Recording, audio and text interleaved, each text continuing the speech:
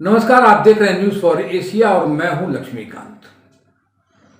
Corona की दूसरी लहर अब काफी मध्यम पड़ती जा रही है।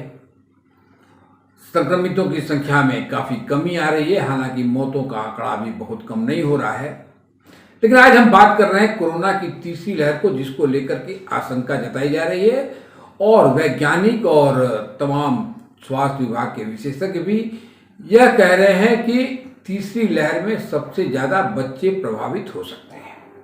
इसकी वजह भी बताई जा रही हैं और इन आशंकाओं को लेकर के तमाम राज्यों ने अभी से तीसरी लहर के लिए तैयारी भी शुरू कर दी है, तीसरी लहर से निपटने की तैयारी शुरू कर दी है। लेकिन आज हम बात करेंगे झारखंड राज्य की कि यदि तीसरी लहर आती है और उसमें सबसे ज़्यादा बच्चे प्रभावित होते हैं तो झारखंड कैसे निपटेगा इससे। बच्चों के लिए सामान्य बीमारियों में भी बच्चों के डॉक्टर्स अलग होते हैं, उनकी नर्सेज अलग होती हैं, उनके लिए आईसीयू अलग होता है। लेकिन झारखंड में बच्चों के लिए जो हेल्थ इंफ्रास्ट्रक्चर है वह है ही नहीं। झारखंड में 0 से 14 साल तक के लगभग 97-98 लाख बच्चे हैं और इनके लिए कम से कम 200 चाइल्ड स्पेशलिस्ट होने चाहिए। लेकिन झारखंड में यदि हम चाइल्ड स्पेशलिस्ट की बात करें तो मात्र 104 चाइल्ड स्पेशलिस्ट हैं। अब इसके बाद हम करें स्पेशलिस्ट नर्स की और मेडिकल कर्मी की, तो अस्पतालों में 12 से 16 बेड की यूनिट में 10 चाइल्ड स्पेशलिस्ट नर्स और कम से कम 4 सहायक स्टाफ जरूरी है। पर राज्य में पहले से 7,000 पारा मेडिकल कर्मचारियों की कमी है।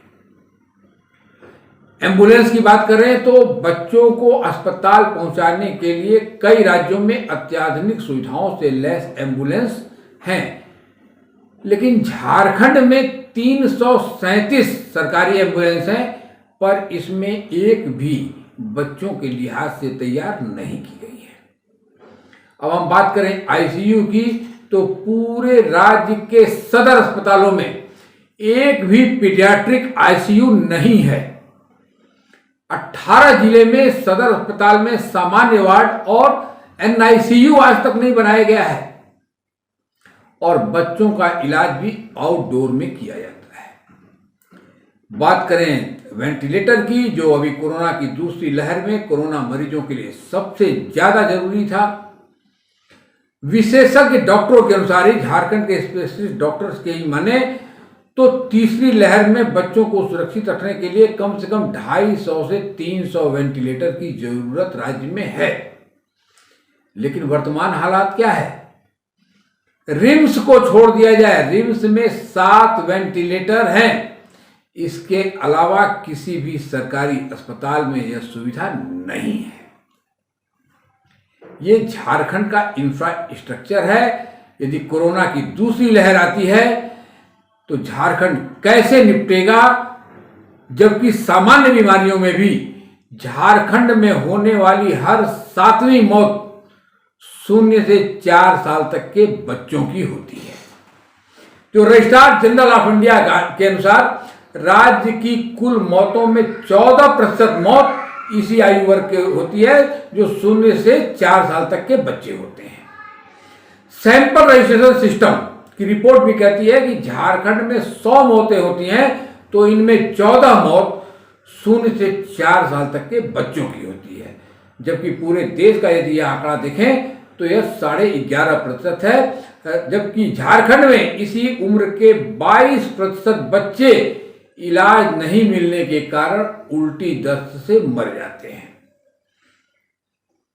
पूरे देश में इस उम्र में होने वाली मौत के मामले में झारखंड 6ठे स्थान पर है। यह हाल तब है जब झारखंड में पिछले 20 साल में हेल्थ योजना बजट पर 36,877 करोड़ रुपए खर्च किए गए। इसके बावजूद पूरे राज्य में बच्चों के लिए एक भी अलग से अस्पताल नहीं बना है, जबकि कोरोना के तीसरी लहर में 50% संक्रमित बच्चों के मिलने की आशंका अभी से जताई जा रही है। विशेषज्ञों का भी कहना है कि राज्य सरकार को अब तत्कालीन की जगह दीर्घकालिक योजना पर काम करना चाहिए। हम बात करें सन 2000 से और 2021 के बीच में, तो झारखंड में स्वास्थ्य योजना पर 36,877 करोड़ रुपए खर्च हुए। पर 21 सालों में, इन 21 सालों में बच्चों के लिए पर्याप्त अस्पताल, डॉक्टर और आईसीयू की व्यवस्था नहीं की गई। चाइल्ड हेल्थ इंफ्रास्ट्रक्चर पर 1% भी झारखंड में खर्च नहीं हुआ है।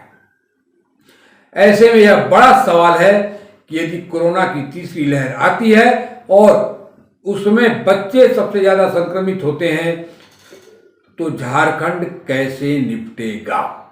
यदि यह खबर आप हमारे फेसबुक पेज पर देख रहे हैं तो पेज को लाइक कर लें, हमारे यूट्यूब चैनल पर देख रहे हैं तो चैनल को सब्सक्राइब कर लें। धन्यवाद।